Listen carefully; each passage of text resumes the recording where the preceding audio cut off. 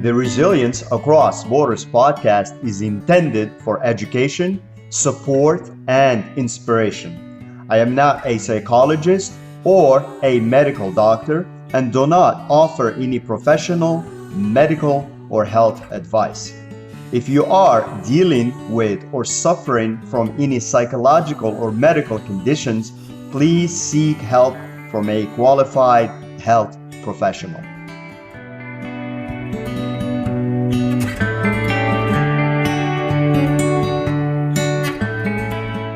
Hello and welcome back to Resilience Across Borders podcast. I'm your host, Rachid.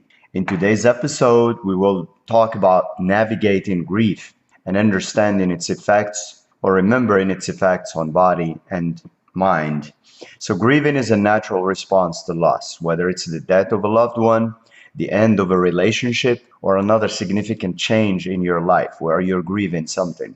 It's a complex process that can impact both your body and your mind in profound ways. In this podcast, we'll explore strategies for navigating grief, whether, again, is the passing of someone we loved and cared about, or a type of breakup-related grieving, just as a couple of examples. A lot of patterns and processes are the same or parallel, and it's important to remember how to make sense of its effects on your body and your mind.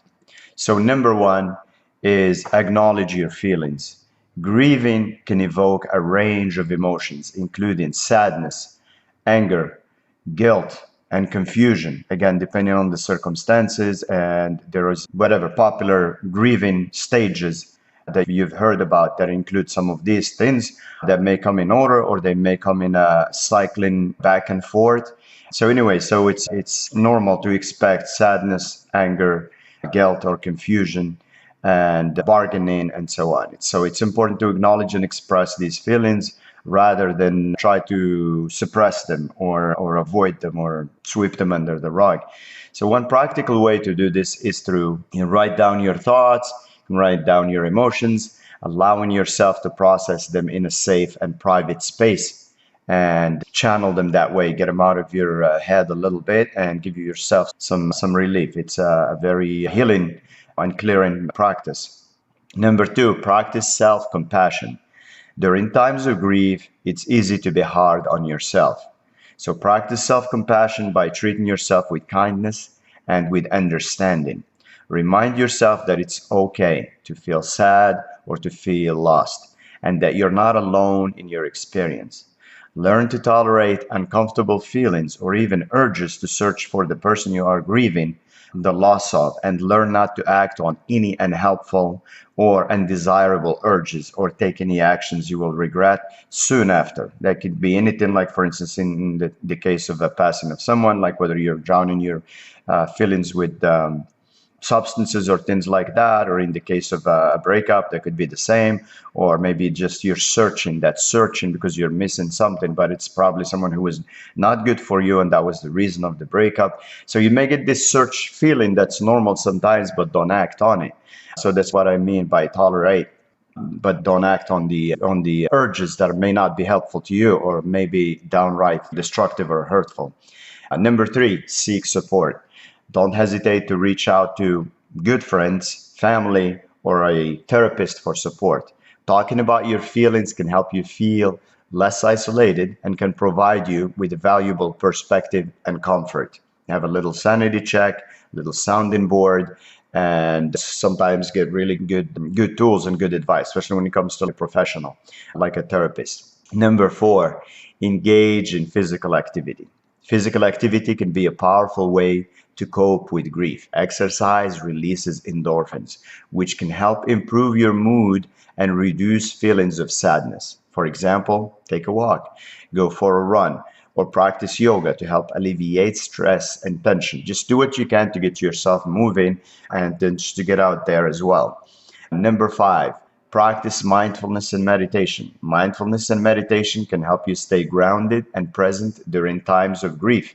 Again, if you're not really familiar with these practices, you can use guided meditations. You can use guided prompts, guided journaling, and things like that. These practices can help you observe your thoughts and emotions without judgment, allowing you to process them more effectively and in a healthy way. Number six, Create a ritual.